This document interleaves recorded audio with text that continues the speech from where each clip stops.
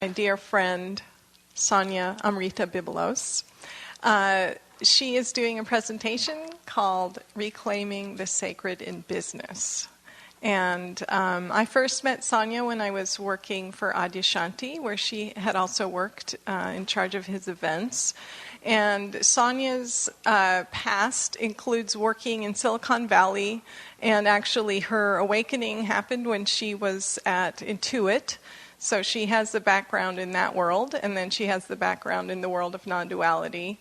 And she specializes in embodiment and applying this in business, right? And she loves helping people bring their Dharma into the world.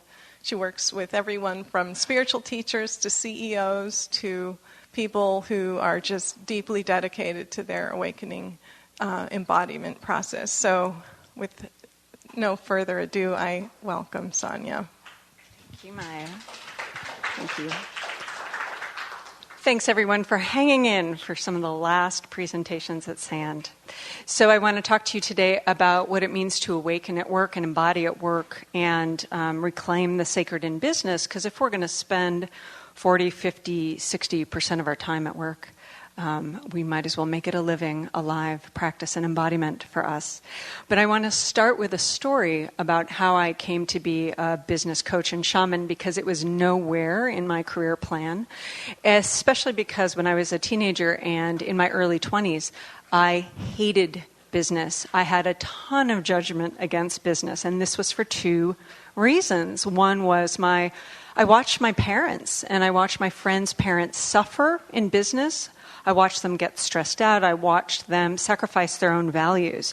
There was a long period of time where my dad worked for a company that was very, very racist, and my father was not. And he had to compromise himself every day he went to work, and that was just horrible to me.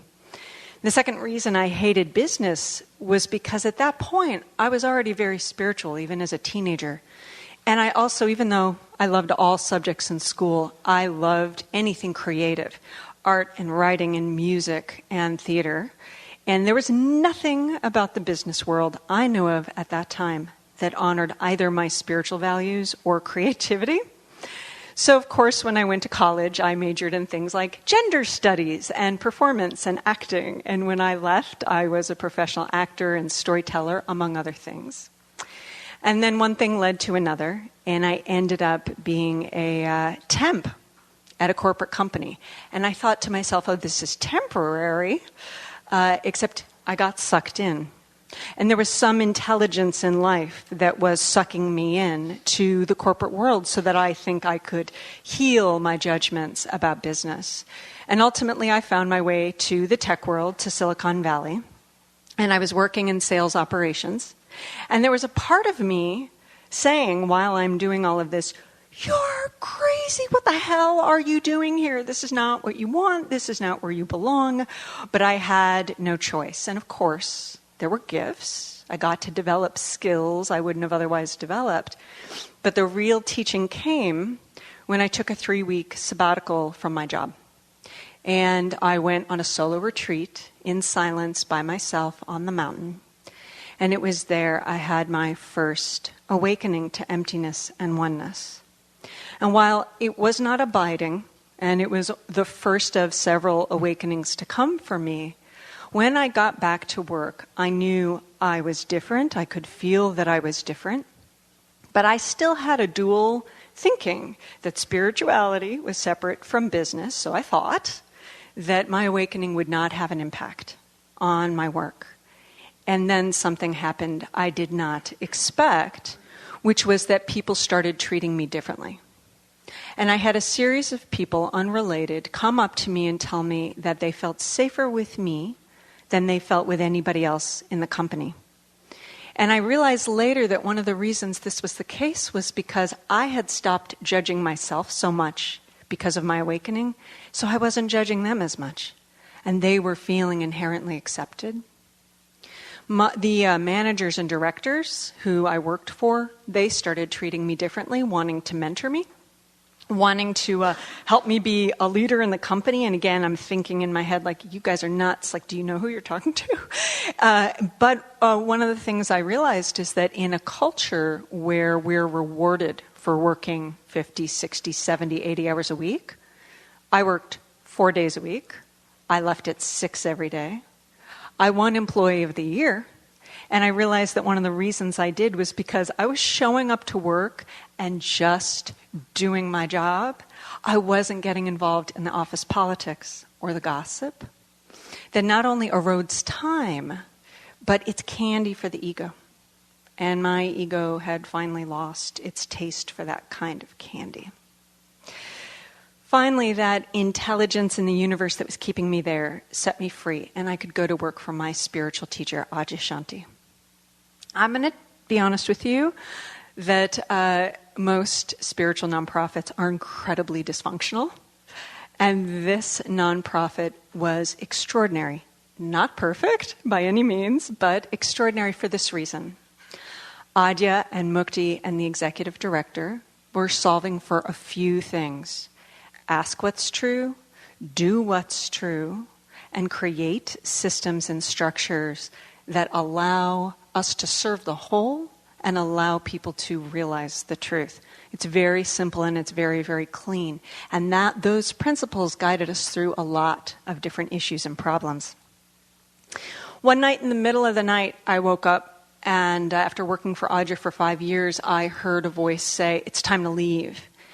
And after I recovered from about 2 days of shock, I realized that I needed to do full-time what I'd been doing part-time, which was the beginning of the work I do now, being a teacher and a healer and a shaman. And then something happened I did not expect, which was my clients came to me and said, "Hey, you know that thing you're doing for me personally? Can you do that for my business or my work?" And I said, "I don't know. I guess I can try."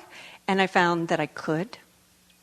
And I found that all that business experience I had gotten was now in service to all of my clients. And one of the things that happened, because I was not intending to be a business coach, was that I ended up working with people in any kind of industry that you could imagine. And I ended up working with people in all kinds of different roles in those industries, from artists and painters and writers to tech people and nurses, and in all kinds of industries. And as I was hearing some of my clients, especially my business coaches, my clients who were business coaches, talking about business and what business is and how they feel obligated to do things a certain way, I started asking myself, what is business? What is it? What is the true nature of business? And then a clear definition came to me, that business is a structure for expression, engagement, and exchange. And that's it. In the simplicity of that definition, it illuminates the veil of all the other stuff that we've been taught, that we put onto it, that we're conditioned to believe. That simple definition gives us the freedom to create what we are called to create using these basic structures. The structures are legal, the structures might depend on the industry, but they're much lighter than we assume that they are. When we start creating what we want with this basic structure of business, we come to a clear choice point. We can either choose to use the structure of business for and by ego, or we can use the structure of business for and by consciousness. The one by ego is what I hated when I was a teenager. It was the ego. It wasn't business itself, but I didn't know that at the time. Business for and by consciousness might seem really obvious and easy in a place like this. It's like, well, of course we'd choose ego or consciousness, except that it's neither simple nor always obvious in its implementation or embodiment. And there are two reasons for this. And one is because the current, like the current under an ocean, the current of all the conditioning and programming around business is so powerful, what our peers believe, what we've been taught in school, that it's hard to resist that and instead tune into the flow, inside of us, that flow of truth, that flow of integrity and wisdom and love. The second reason it can be really difficult is because the ego is predictable. It follows a script. When you're doing business by and for consciousness, there's a way in which it's never been done before. You doing what you do as consciousness has never been done before. It's an authentic, alive, and real path. Now, I once would have thought, if I'd been in your seat hearing this talk, that the people who can do business by and for consciousness must be just the spiritual teachers or the artists in the world or the therapists, right?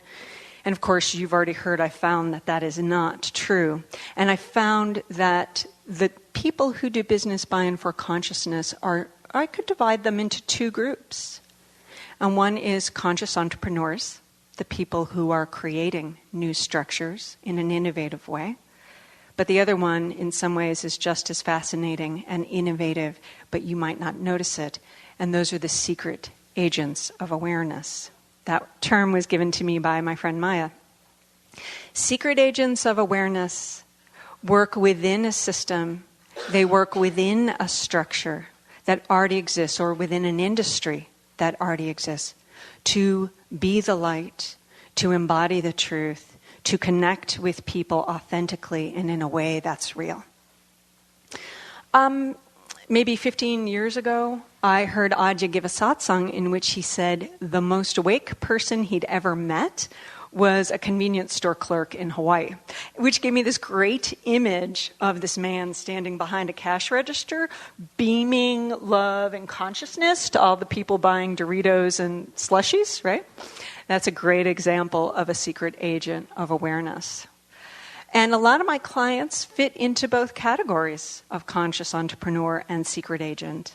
And my work would be conscious entrepreneur, except that recently I started teaching storytelling for the Google Theater Arts program. And the director of the program, who's in this audience, Marissa Fanador, she said to me when she asked me to teach, she's like, look, on the surface, we're going to be talking about acting and storytelling and improv, but what's really going on, and my true mission, is that 2 hours a week, these people in this very heady environment are going to get to sit and steep in love for 2 hours a week. She said, if we do that, our mission is accomplished. And that is a great example of a secret agent of awareness. One of the things that's fascinating about working with both groups of people is that the questions they ask start out sometimes sounding a lot like somebody doing business by and for ego, because they still need to know things like, how do I do lead generation or resolve conflicts? How do I become a better leader? How do I make more money? But they're asking the questions in a completely different way. And that's what starts to make it magical. They're asking questions like, how can I create abundance, but in a way that's not harming others? It's actually in service to the whole.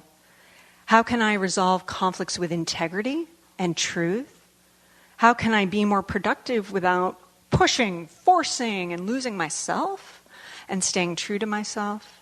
How can I be a leader and yet be even more authentic and represent my values spiritually without using the words consciousness or awakening? And though there's no one answer for any of those questions, because it has to be so specific to each particular person, because again, nobody's been you as consciousness doing what you do before, right? At the same time, I've found, repeating myself over and over again, that there's certain principles of business by and for consciousness. One of them is that work is not about you. It's not about any of us. We don't need to identify with it or think it's about our value or worth, because it's just what's happening through us. A second principle is that we start with what's true and we ask what's true, just as I learned working for Adya. A third principle is that we solve for doing what's aligned and true and what we're called to do. That movement in the universe that moves us and calls us. And of course, we're also solving for abundance that serves the whole. Because the greed that we know of in the business world, that's business by and for ego. That's scarcity. That's not abundance. And when we're truly moving from consciousness, that is the opportunity to move from absolute abundance. You can imagine how talking about these kinds of things and doing things differently in the world can create innovation. But I'm going to be honest with you, I think a lot of times a lot of us aren't trying to change the world. It's not about that. We're doing this because we have no choice. We're doing this because it almost makes us feel sick to slide backwards into ego if we have a blissful, beautiful meditation in the morning, right? So ego's going to be ego and the world's going to do what the world's going to do. And maybe for that reason, it's all the more fascinating to see the ripple effects in my clients' lives and their businesses. And I'll tell you 2 stories, probably out of thousands of examples that I have that I was called to tell you. One is an entrepreneur who had a business partner who, God bless him, he went off the rails. He started acting really irresponsibly, stealing money from the company. He was blaming everybody else for what he was doing. My client came to me and we did some inner work, right, about some of his own hurts or wounds. But the most important thing we did was I said, you get to learn how to stand unwaveringly in the truth, find out what's true, and stand in the truth. Because his business partner was emotionally manipulating him. So my client stood in the truth, spoke the truth, did not get emotionally engaged. And at first there was no reaction from his business partner. 5 days later, the business partner comes back to my client and says, oh my God, I've realized everything I've been doing. I'm horrified. I'm so sorry. And his business partner started changing his actions right away. It was a complete 180 that stunned us both. Probably one of my favorite examples, though, of changes that can happen is a secret agent of awareness client of mine. She's a leader in her industry, and she travels all over the world giving talks. She was asked to give a talk in her company to the emerging leaders, and she said, it was like I was giving satsang. She said, I was completely connected to consciousness. I was authentic. And she says, I couldn't use the words consciousness or awakening, but that's how it felt to me in my being. And every single person in that talk came up to me afterwards and thanked me and told me how profoundly the talk had impacted them. And we can't know what kind of ripple effect that kind of talk is going to have. But I think that one of the reasons why something like that can happen is that I think that even if somebody doesn't know the words consciousness, or they have no clue what awakening is, or maybe they think it's mumbo jumbo, they still want what's real. They want what's authentic. And when they get it reflected back to them, it's affirming for them, it's supportive for them, and they recognize something that's also deep within them. So when we make a choice to clear all the stories that we have about business and see it just as the structure that it is, it becomes this extraordinary opportunity for us to create something new, awaken even more deeply in our lives and in our work, and to create beautiful ripple effects in the world. And this is how we awaken at work and reclaim the sacred in business. Thank you so much.